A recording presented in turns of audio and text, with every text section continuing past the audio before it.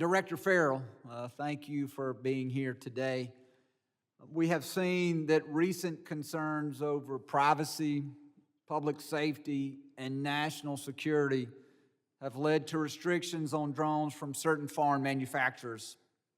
Given these concerns and these restrictions, how is the industry affected by requirements imposed by the National Defense Authorization Act? Thank you, Chairman Guest.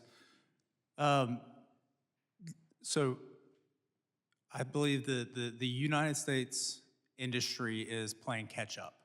I think that the commercial market and first responders have had access to cheaper Chinese technology in particular for quite a while.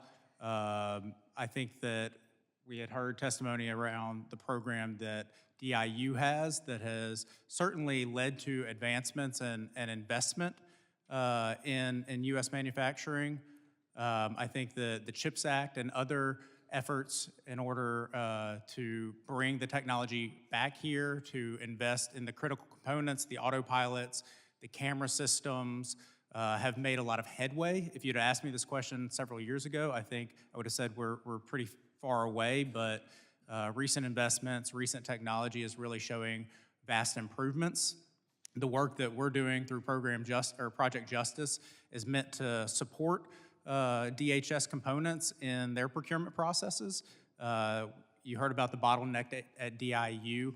One way that we're trying to support industry here is to give them an alternative pathway for DHS procurement processes where we do our own vetting, we do our own cyber vulnerability assessments as well as critical component analysis. And that opens the door for DHS components as they choose to request and look at different technologies to be able to give other manufacturers an opportunity to sell and to ensure that the components have a safe product at the end of the day. So all that to say is the NDA requirements have truly caused some bottlenecks, but we are working rapidly to try to alleviate those and enhance the American product and as well as ensure the safe operations.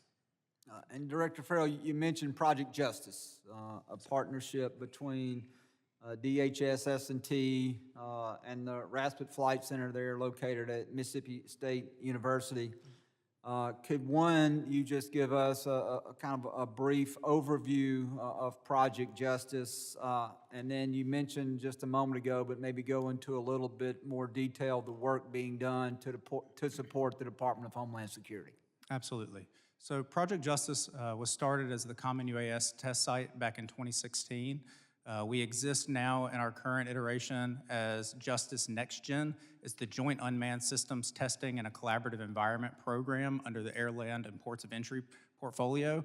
As a part of this work, we support all of the components for their UAS testing as well as research and development needs as it relates to UAS as well as other associated technologies. So as DHS gets a gap within the UAS world, they'll reach out to us to be able to analyze that. And this can take many different forms. It can be looking at the landscape of commercial available products. It can be examining what exists within our research portfolio to understand what can fit that space.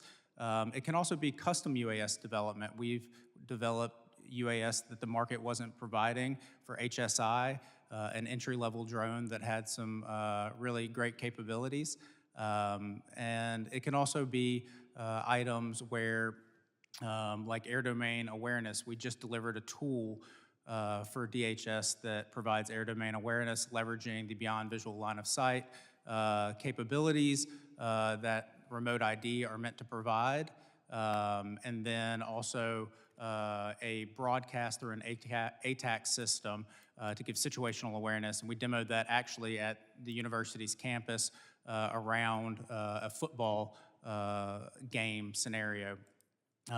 We've also leveraged the program to support FEMA Region 4. So we actually flew the Taros in support for Helene as well as Debbie. And that was a really great showcase of a 44-foot wingspan aircraft, 24 hours of endurance that can distribute live video and tiled imagery. Those are just some of the things we're doing, but truly, I think that the portfolio, given the partnerships, given the collaborations with our Assure Center of Excellence, as well as the other industry partners, really opens the gamut for what we can provide to DHS. Thank you, Director Farrell.